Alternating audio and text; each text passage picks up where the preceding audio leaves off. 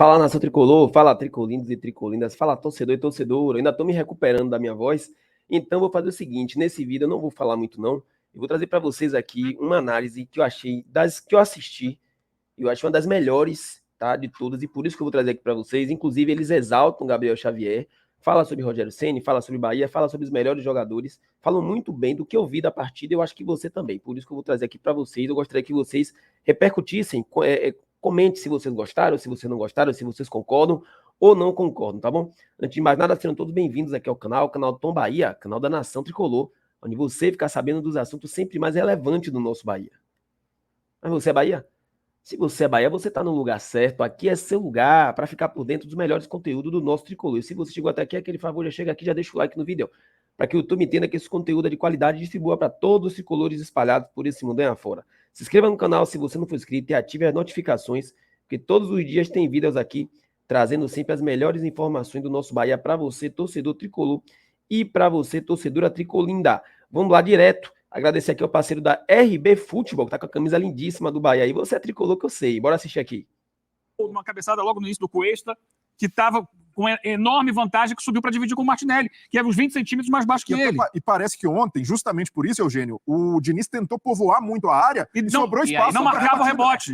Não marcava o rebote. Bola isso parada que o Caio Alexandre fez o gol? Antes já teve um chute do Jean Lucas, que a bola passou raspando. Rebote de escanteio. Você, como não tem altura, a média de altura do time é baixa, você bota mais gente para tentar ajudar a marcar. Só que aí você deixa de marcar o rebote. O gol do Caio Alexandre é no rebote. Quando ele chuta, tem o Samuel Xavier. Tem, mas ele teve tempo de parar, dominar, ajeitar, entender, pensar o que ia fazer até chegar a uma marcação. E aí ele corta e faz o gol. Agora, Abel, para mim, acima de tudo, ontem, primeiro a gente tem que destacar a bela atuação do Bahia. É isso que eu ia falar. É importante falar isso. Uma grande atuação do Bahia, do Rogério, que ontem conseguiu encontrar uma maneira de atacar com mais construção do que ele vinha fazendo. Normalmente o time do Rogério é um time que é excessivamente vertical e às vezes atrapalha pouco a bola. Ontem o gol da virada é uma jogada trabalhada, gira daqui para lá, até achar o espaço e permitir ao Cauli aquela finalização. Só que para mim o que define ontem a superioridade do Bahia sobre o Fluminense, eu vou procurar...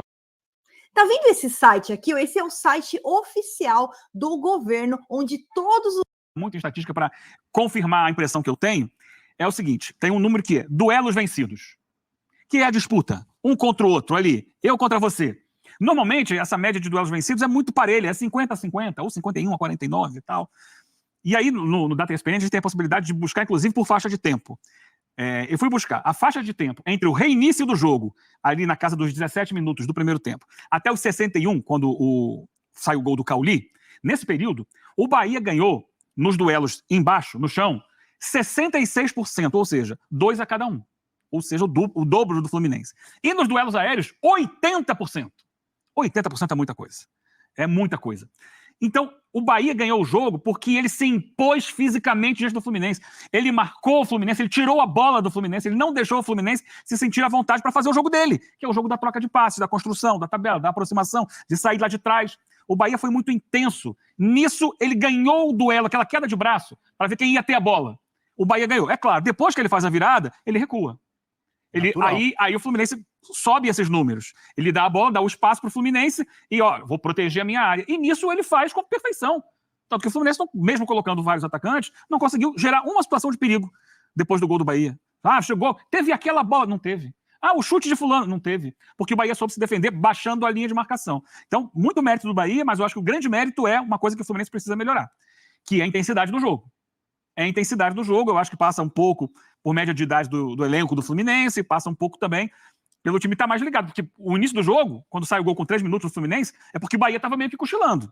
O Bahia estava errando bolas bobas, e o Fluminense estava atento na marcação.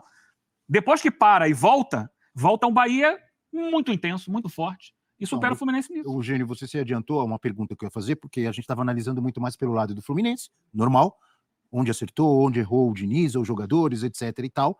Mas eu queria ouvi-los, e aí o Eugênio já falou, mas o Breiler e o professor também, sobre os méritos do Rogério, dos jogadores do Bahia e do Rogério Ceni. Porque o Fluminense vem mal a alguns jogos, mas ontem, especificamente o jogo de ontem, o Eugênio, eu concordo com ele. Rogério Ceni. Sim, ele já entra com o Gabriel no lugar do Canu. deu mais consistência para a defesa E a dele. torcida do Bahia comemorava isso antes do jogo. Então. Eu fui lá nas redes sociais, nas páginas oficiais do Bahia, quando saiu a escalação, e fui ver os comentários, a galera comemorando. E deu certo. Quer dizer, essa comparação muito imediata, que até o Diniz também fez na coletiva em relação ao Inter, é um outro momento, é um adversário com uma outra cabeça. O Inter contra o Fluminense também precisava, era um jogo de Libertadores, ele se sentia do tamanho do Fluminense para encarar. O Bahia tinha outras necessidades, o Bahia vem de traumas, de não segurar resultado. Aliás, agora já tem outro Bavi, mas nos Bavis do estadual, abriu uma vantagem de 2-0, tomou 3, tomou virada do Inter na estreia. É um time que só tomava virada, um time traumatizado em relação a isso. Então, ontem o Bahia tinha que fazer a dele, fazer exatamente o que fez. Subiu a linha quando tinha que subir, desceu quando tinha que descer, segurou o resultado. Tem que ver também em função do adversário. Não só essa coisa fácil, essa coisa simplista. O Diniz inventou e não deu certo. Dá a impressão que o jogo acabou 4-0. O Fluminense não perdeu. O Fluminense não perdeu o jogo quando ele fez as substituições. Não, perdeu antes. Ele faz as substituições porque o Fluminense ia perder o jogo. Tem uma isso. uma improvisação que eu continuo reclamando, já falei aqui, que é a do Martinelli como zaga. Perde força no meio-campo e perde na zaga também. Mas sim, O Fluminense continua pagando em 2024 por ter vendido o Nino e não contratado ninguém para o lugar dele. E isso gera um efeito cascata no time. Cascata no time. Perde força aérea atrás, perde qualidade na saída de bola, perde segurança na recomposição defensiva, perde muito. E o Fluminense não foi buscar ninguém. Tá esperando chegar, quem sabe, talvez, sonhando o Thiago Silva. Não joga. Mas não joga. Não joga. Tá esperando, sonhando a volta do Thiago Silva. Quando vier, é ótimo. Só que até lá faz o quê? E o Nino não é só uma questão, falta um zagueiro. O Nino participava muito do jogo do Fluminense. Ele era o líder do time. A altura, tudo isso se perdeu. Agora, ainda sobre o Bahia hoje tem um meio-campo, em termos de criação de jogo, invejável. Tem muito jogador que participa do jogo de uma maneira intensa. O Cauli, o Everton Ribeiro, o Tassiano, que a torcida do Grêmio não podia ver nem pintado de ouro, mas o fato é que ele está funcionando no Bahia. O Caio Alexandre, que eu acho até que nem começou tão bem ontem, mas depois se firma, fez o golaço. Então é muita qualidade ali também. Não é muita qualidade que o Rogério tem aberto mão de jogar com centroavante, até porque não tem um bom centroavante no elenco, né? Que é uma coisa que eu acho que falta. Mas pelas características do time também, parece funcionar de forma mais natural sem o centroavante. Com o Ademir ganhou velocidade. Foi importante o Ademir. Foi importante até para fazer essa pressão lá na frente. Então é um time que se vira bem sem esse centroavante. E se a gente analisar o Bahia de 2024, com esses reforços, Caio Alexandre, Everton Ribeiro, Jean Lucas, o Cauli, que já estava desde o ano passado, todos esses caras estão entregando. Esses caras, de certa forma, mesmo quando o Bahia oscilou, participaram de gols, estão tendo números de participação, seja com assistência ou marcando. Mas do lado do Fluminense, e aí eu vejo que foi uma diferença também, as individualidades, por causa desse desencaixe coletivo do time, não têm aparecido em 2024. Em comparação com o ano passado, para mim, só Fábio e o Arias mantêm o nível de 2023. Os outros baixaram demais. E o Arias entrega. Aí, nação, para vocês, eu gostei muito dessa análise, tá? Ele agora vão falar sobre o Fluminense, então não importa mais pra gente. Achei a análise muito interessante, eles exaltam o Gabriel Xavier, algo que a gente vinha falando, né? Rogério Ceni resolveu ouvir a torcida, o clamor da torcida, e a torcida estava correta. Gabriel Xavier fez uma grande partida, tá? Foi um dos melhores em campo, estatisticamente, e para mim, por todo o contexto, eu considero ele como o melhor jogador. Cauli, estatisticamente, foi o melhor jogador, deu assistência, fez um golaço, participou do jogo também. E como eu já falei com vocês aqui, talvez muita coisa que eles falaram aí foi algo que a gente também já conversou aqui, né? Um time, para vencer uma partida, ele tem que vencer a parte técnica, ele tem que ser melhor na parte física e ele tem que ser melhor também na parte emocional. E o Bahia ontem conseguiu. O Bahia conseguiu ser superior ao Fluminense fisicamente, competiu muito fisicamente. Mentalmente, os jogadores do Bahia estavam muito fortes mentalmente, mesmo depois de ter levado o gol. Parecia que não tinha tomado o gol, continuaram indo para cima, obviamente, com a força da torcida, com a ajuda da torcida também, que não parou em momento nenhum.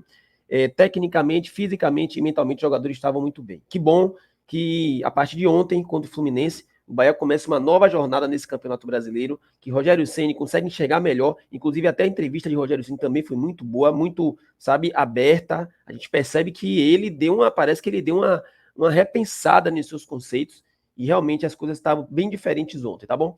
Bom, nação, vou finalizar por aqui. Espero que vocês tenham gostado. Tamo junto. Você é Bahia? Então você tá no lugar certo. Fui.